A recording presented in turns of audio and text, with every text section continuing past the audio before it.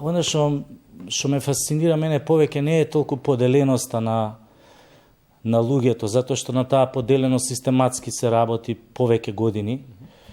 Мене она што ме фасцинира е моралната глупавост. Тоа е термин кој што го кажал прв или го измислил познатиот светски драматичар Јонеско.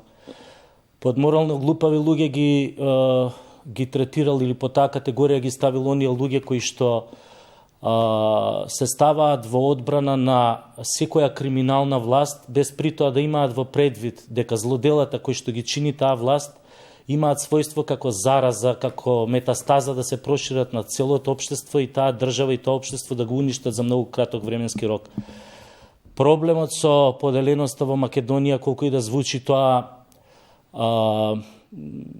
сурово на некој начин, меѓутоа е факт дека голем дел од популацијата спаѓа во оваа категорија, која што не разбира дека штитењето на криминалот само може да донесе до мултиплицирање на злото во општеството и негово уништување. Го спомена во еден дел од разговорот Јонеско, ние имаме денес театар на апсурдот.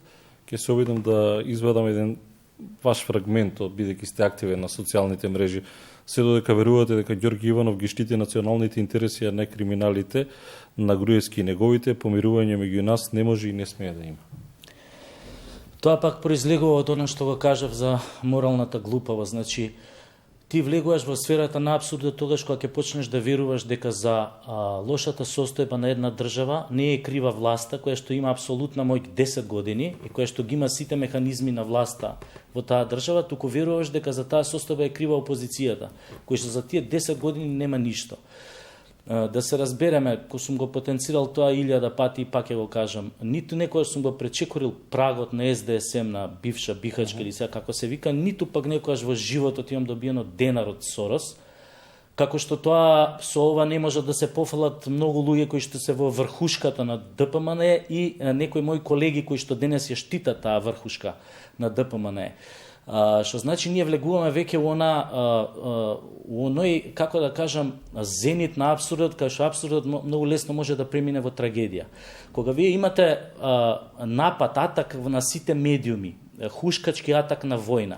Кога гледате, например, дека една телевизија национална, најголемата, дека емитува постојано документарци за одмаздите на Ќосето, на Тодор Александров, за убиства на предавниците, кога гледате како, например, повикува премиерот бивши на конечна пресметка со предавниците и петата колона, кога го слушате тоа на секоја анкета од протестите на тврдокорните или не знам што, сваќате дека веќе тука се работи за организиран атак на граѓанското општество, на самата држава. Се со цел да се скријат криминалите на 4-5 души кои што се во власта, кои што беа на власт на ДПМН.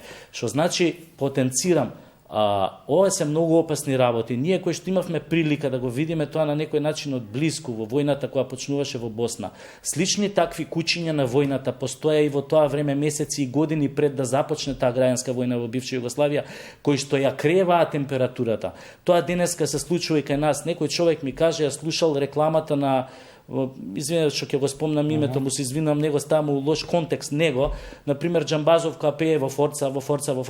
Некој човек вика како да слушам во борба. Иако тоа е нели парафраза на таа револуционерна македонска борбена песна, меѓутоа тој човек тоа го сватил во една многу пежоративна и опасна смисла на во контекстот во кој се наоѓаме. И затоа го сватив што сакаше да каже со тоа, кога рече, например, таа реклама сега ние место можеби треба да ја тргнат од етерот, затоа што дополнително долева, мислам, живееме во толку опасен контекст да дури мала ситница може да доведе да го запали чкорчето. Дали актерите кои што се повеќе, условно кажано, излегуваат и даваат подршка на иницијативи во смисла на протестот за заедничка Македонија, дали навистина веруваат во тоа или? Не. Гледате и сами кои се тоа луѓе. Тоа се луѓе кои добиле одредени бенефиции од власта која што на ДПМН, која што владееше 10 или 11 години. Значи, они имаат конкретна лична придобивка од тоа. дали позиции, нели директорски или не знам какви, дали тезги, хонорари, што се вон, нели она плата што им е загарантирана и така натаму и така натаму, постојано ги викаат во некои да отвараат што знам манифестации, да затвараат и така натаму, филмови, серии и така натаму и така натаму. Значи они имаат конкретно бенефици од тоа. И многу од нив пред неколку години многу отворено зборуваа против таа власт, додека нели работеа А1, додека постоеше, додека снимаат турски серии, тамо беа отворено против Груевски, затварањето на А1 телевизија и така натаму. За после година или 2-3 да се стават комплетно во одбрана на Груевски неговата власт, затоа што нели добија нови привилегии. Сега историјата е тука како тие луѓе нонстоп која како власт дојде ги добиваат тие нови привилегии, тоа е веќе друга работа. Меѓутоа, они се свесни дека со тоа голема дамка на својата кариера направија, голема дамка на својата личност, сватија дека многу луѓе им паднаа маските, многу луѓе ја сватија нивната двојна игра и мислам дека не вреди таа коцка што ја изигра поради тоа што тој срам ќе го носат, ја мислам, цел живот, затоа што застанале во одбрана на една лоша власт. Кога ве слушам вака како зборувате, се чини дека достоинството како да нема цена во Македонија.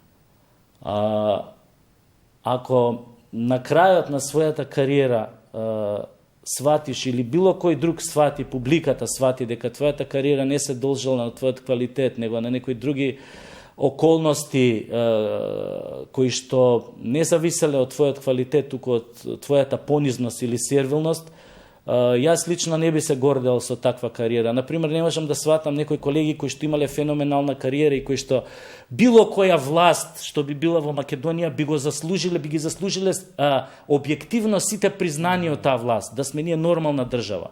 Не знам зошто им треба на крај на кариерата да заземаат страна, особено да заземаат страна на некои како да ги наречам, скороевички типови кои што се збогатиле за тоа што влегле во политика и ги допреле, нели, го допреле зенитот со владењето во еден полупротекторат како Македонија, успееле да искрадат толку пари и сега еден таков човек, актер или не знам каков уметник, кој што имал совршено чиста кариера, како да кажам, објективно вреднувана и добра кариера, одеднаш сето тоа го става во скутот на некој човек кој што не му е достоен ни нозете да му ги мие улеген, како да ви кажам. Внимавајте, голем дел од граѓаните веруваат во дека Заев прифаќа тиранска платформа, дека Македонија ќе биде двојазична држава, дека ќе се зборува македонски, албански на цела. Видете, ќе се обидам, свесен за времето што го имаме, ќе се обидам да бидам многу краток. Значи, она што Груевски компанија не им го кажуваат на овие демонстранти или протестанти, овие што протестираат по улиците, е тоа дека реално објективно гледање на Македонија како држава и на незината позиција геополитичка во регионот и во Европа за овие 20 и кусур години колку што сме нели во транзиција е следнава. Македонија според сите критериуми спаѓа во групите на слаби држави. Слабите држави имаат потреба од сојузници. Македонија која се осамостојуваше, тој сојузник го доби во Соединетите Американски држави кои што во клучни моменти застанаа зад Македонија за да опстоиме како држава. Значи ние со тој сојузник, благодарение на тоа што ни помогнал, сме отстапиле дел од својот суверенитет. Се случи како што се случи војната 2001, таа Македонија веќе не постои, што беше градена на принципот еден јазик, еден народ, една држава. Видовме дека тоа не бива. Албанскиот народ се побуни објективно или не за своите права. Со рамковниот договор ние му ги отстапивме дел од тие права. Сега, ако на тие права што сме ги отстапиле се обидеш сега насилно да ги земеш, ти пак доаѓаш у непријатна ситуација да може пак конфликт да произлезе. Во меѓувреме нашиот сојузник или нашите сојузници од запад милиони долари вложија во овој регион да го стабилизираат и сега одеднаш се јавува еден човек кој што благодарение на своите криминали, кој што сака да ги прикрие за да не оди во затвор, сака да ја потпали целата држава и цел регион, да го втурне во некои бурни ситуации за да се спаси себе си.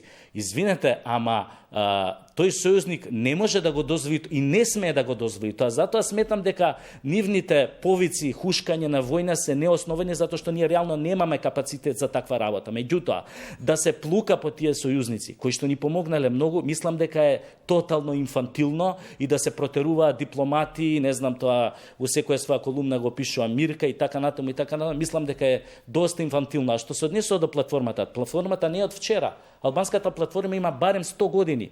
Кај беа 2001 да се крена да речат ние не подпишуваме како ВМРО. Оти рамковниот договор е дел мало таа платформа. Ахмети војуваше за таа платформа. И сега одеднаш излезе као пред месец дена некоја платформа и сега они, не знам, тиранска, ваква, наква. Тие 10 години се во коалиција со партија која што војуваше за таа платформа. Ја видите се тие двојни аршини, они често што ги кажуваат. Затоа целата ситуација нема врска. Нас во моментов ни треба стабилизирање на државата. Нова влада, стабилизирање на државата, за да можеме таа стабилна држава, кој ќе го повратиме правниот систем, кој ќе ги застанеме институциите на нозе, автоматски да ги сопреме, да ги блокираме сите национал-шовинистичко-сепаратистички фракции и струи кои што може да се јават од било која страна. Тоа ни е повеќе од се сега потребно. Или на крајот да излеземе позаеднички, помирни од цела оваа ситуација и да се вратиме на европски колосек за кој што зборував? Јас мислам дека ќе успееме, затоа што не смееме да ја прокоцкаме поддршката што добиваме од нашите сојузници, без разлика што таа поддршка ти ја дава заради своји интереси, меѓутоа нема врска. Ние сме подпишале дека ќе ги поддржуваме, дека ќе ги градиме, дека ќе учествуваме во остварување на нивните интереси, со тоа што дека они ќе ни помогнат нас. Они покажуваат бајги сигнали дека сакаат да ни помогнат. Работата е како ние да останеме со мирни глави, таа транзиција да се изведе до крај на власта и нормално да се блокира секоја можност за ескалација, која што, повторувам, реално е присутна. Вакви сцени, вакви изјави, како што гледаме, полни со цинизам од протестите сега, што ги даваат они организатори кои што ги даваа, не знам како го викаат овој режисерот Борис и овој Богдан, такви цинични изјави во ваков запалив контекст во кој што се наоѓа Македонија се премногу опасни.